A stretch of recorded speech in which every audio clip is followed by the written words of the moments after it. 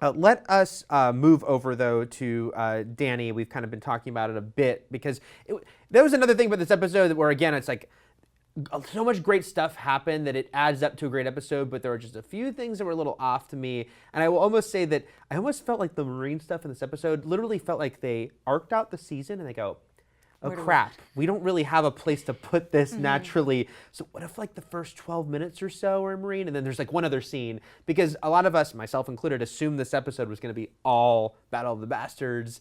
And then it was kind of weird when it began in Meereen. I'm like, the whole episode's going to be back and forth. And then it wasn't, except for that one scene. So I did think that was kind of funny. Like they almost couldn't figure out where to put it. But it was great stuff. Like it was so cool. Like talking about, again, getting satisfying moments.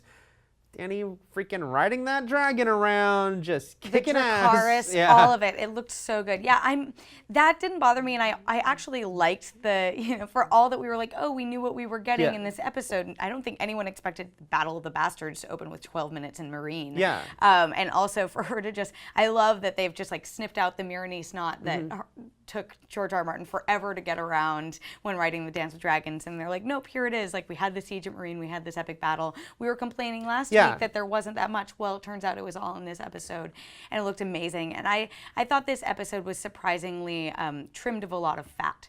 I thought that pretty much every single scene had meaning, even down to the quiet. Like Davos is like, I'm going on a walk. Oh, hey, he finds the proof that Shireen was sacrificed by Melisandre, which I've been waiting a season for.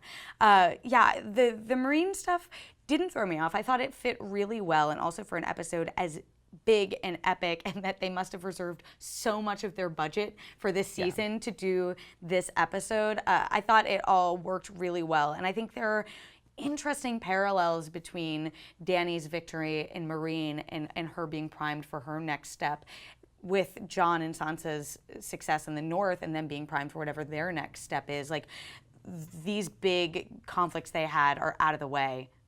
Are they that much closer to finally clashing or becoming allies? It certainly seems so. I mean, again, Dany has never been more powerful than in this episode in every way. Like, obviously, physically, the fact that she was, like, riding her dragons into battle in a way we've never seen before. And then, she completely won.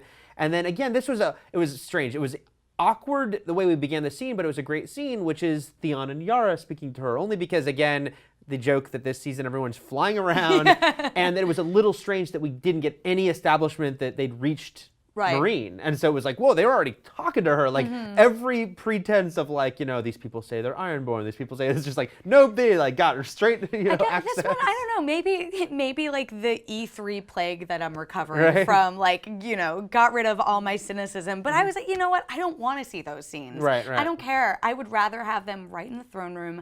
I'd rather have Yara flirting with Dany, which I didn't know I needed until it happened. That was awesome. I mean, it was great moments. I was like, yes, all of it. I was fine with it, and we spent so long dealing with all these things that you and I have snarked so hard on the Westeros Express, like everyone zipping around, teleporting.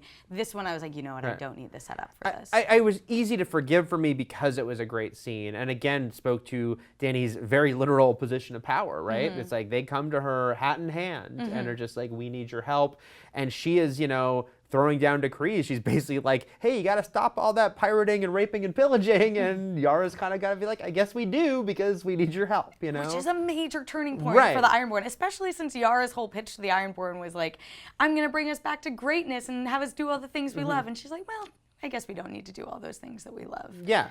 And it wasn't in any way subtle, because Dany literally articulated it, but I actually really liked when she basically kind of put the scene into thematic context about a sort of sins of the father thing. Yeah. It's like all four of us, Happy Father's including Day. Tyrion, had really horrible fathers, and it's kind of up to us to do better and to fix things. And I don't think the show is saying that, and they're going to do everything perfectly and everything will be great. But, we were talking about they're all going to change and grow, and some of them will get darker, but some will become better people. And Theon had to kind of go through all of that, to be where he is.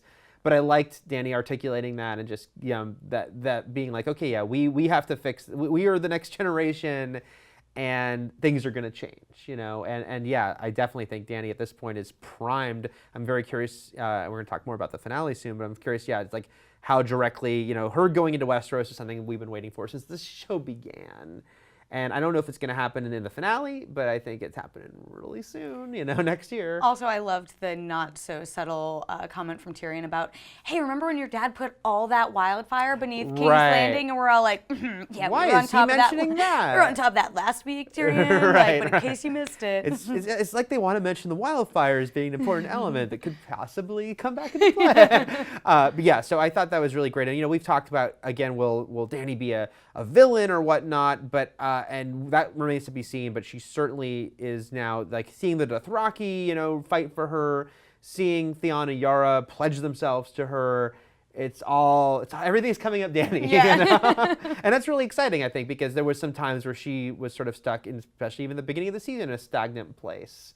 And now I'm excited to see what's going to happen with her dragons. So what do you think about where Dany's story is? And, are you excited to see her gaining all this power right now and all these allies? I was really thrilled just to see Theon and Yara in the scene with her, It's great. It's awesome. So let us know in the comments.